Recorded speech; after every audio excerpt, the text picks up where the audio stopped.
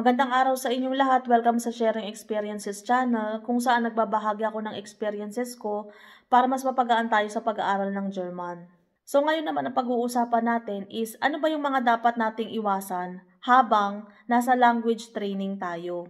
So iwasan nating magreklamo kapag nagrereklamo tayo, nasasayang yung oras natin.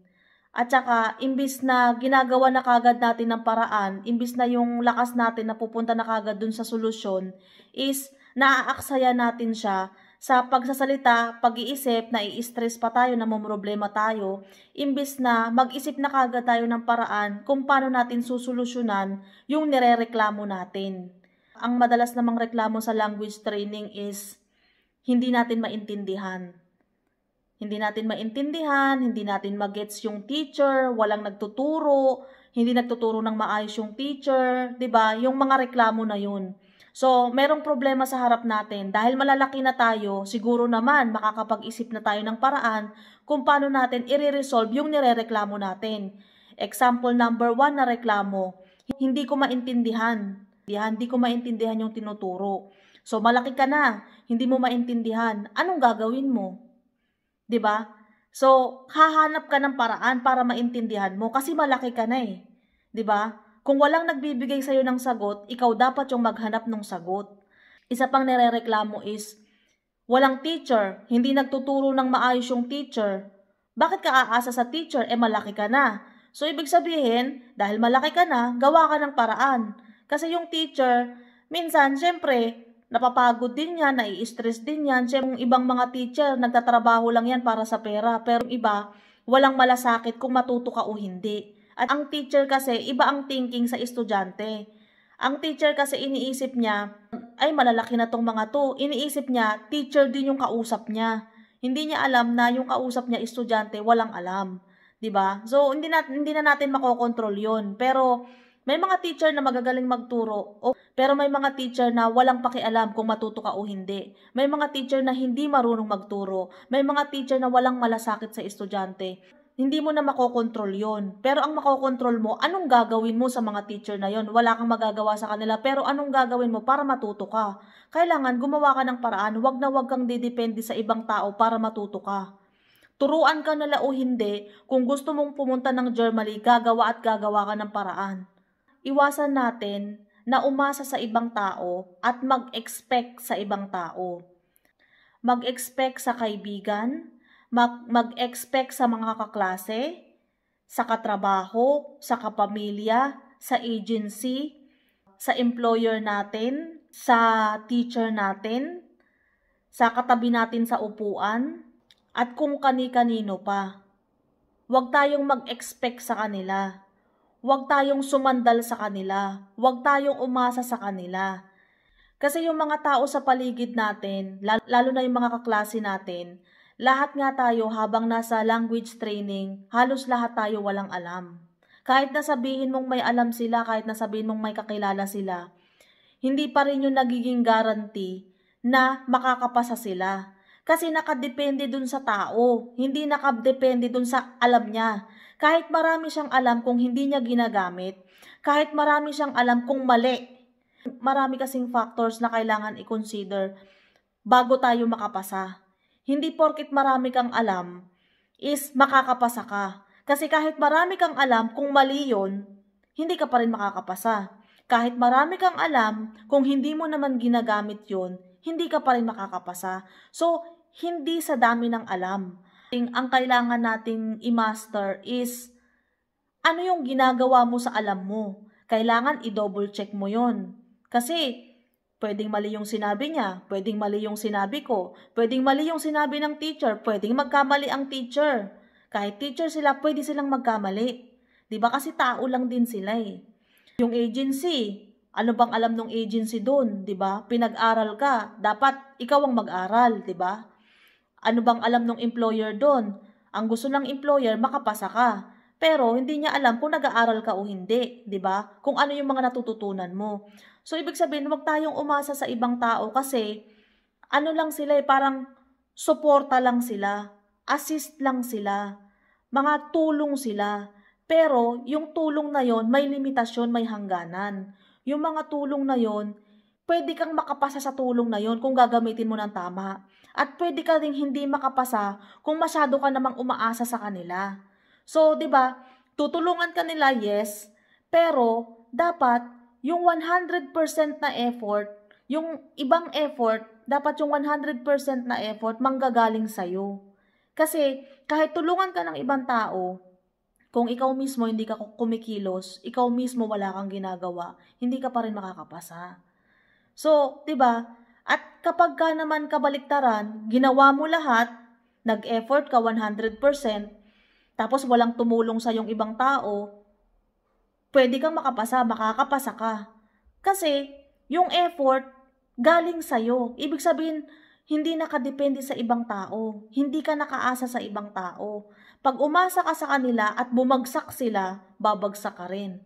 Pag umasa ka sa kanila at mali sila, magkakamali ka din. Kaya dapat yung effort na 100% manggagaling sa'yo. Dapat yung effort, yung kukunin mo lang na tulong sa kanila is 1%. Pero dapat, kumbaga, gamitin mo ng tama yung itinutulong nila sa'yo. At 'di ba, maraming ang factors na kailangan i-consider. Basta yun lang na dapat huwag kang masyadong sumandal sa ibang tao. Pwede kang kumuha ng idea sa kanila, pero huwag mo silang gagawing huwag mo silang gagawing parang masyado ka ng dependent sa kanila. 'Di ba? Hindi sila yung magpapasa sa'yo. Yung teacher mo, hindi siya yung magpapasa sa'yo kahit sumipsip ka sa kanila ng sumipsip. Kahit regaluhan mo sila ng regaluhan. Yung mga kaklase mo, hindi sila yung magpapasa sa'yo. Kahit marami kang barkada, marami kang kaibigan sa loob ng klase, hindi sila ang magpapasa sa'yo. Kapag dabarkads mo lahat, kaibigan mo lahat, kasundo mo lahat, pasensya na pero hindi sila ang magpapasa sa'yo. Kapag nag-exam ka, ang nakaharap sa examiner, ikaw, at saka yung nagbibigay ng exam. So, ibig sabihin, one-on-one yan. Kailangan maging independent ka. So, ibig sabihin, tulungan ka ng ibang tao o hindi, ayos lang. Ibigay nila o hindi yung kailangan mo, ayos lang. Kailangan mong maging independent, kailangan mong disiplinahin yung sarili mo, kailangan mong maging mature, kailangan mong gumawa ng paraan para matuto ka. At hindi mo dapat inaasa yung responsibilidad na yon sa ibang tao. Iwasan din natin na maging tamad. Isa din ako dyan na kapag wala na sa school, kapag wala nang kasama, kapag nasa bahay na, pa-relax-relax na, diba?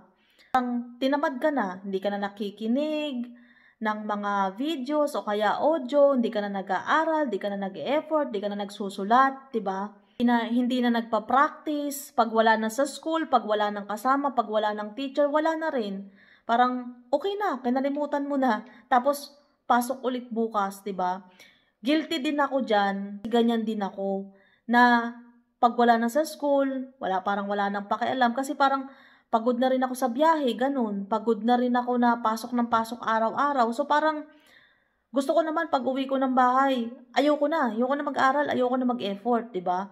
Pero yun nga, yan yung na-realize ko na hindi pala dapat lalong mag-effort. Kasi alam mo kung bakit ka nag-aaral eh.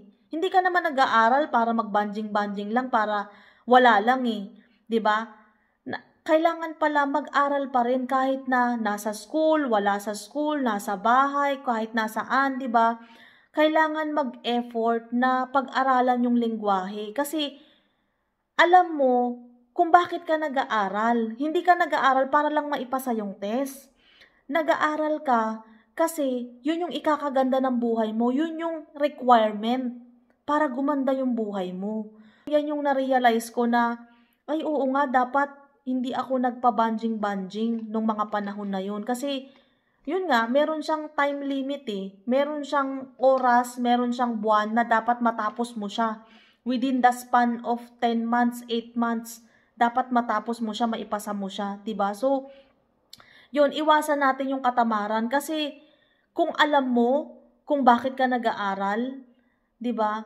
Alam mo na meron siyang time limit, alam mo na meron siyang due date na dapat matapos mo siya, Hindi ka dapat patamad-tamad, eh, hindi ka dapat pabanjing-banjing, eh, hindi ka dapat papetiks-petiks kasi meron nga siyang katapusan, 'di ba? Kaya maraming ganyan na parang pa-relax-relax lang kasi parang ang dahilan nila, "Ay mahaba pa naman yung oras, eh, ay matagal pa naman, eh, ay marami naman kami, ay nag-e-enjoy pa ako, eh, ay makapasa ako o hindi ayos lang." Yung gano'n, yung mga gano'ng mindset na para sa ibang tao, o sige ayos lang makapasa o hindi. Eh, paano dun sa mga tao na siyempre nag-effort ka, eh, nagbubuhos ka ng oras, nagbubuhos ka ng lakas, binubuhos mo yung resources mo dun sa language training tapos gusto mo bahala na.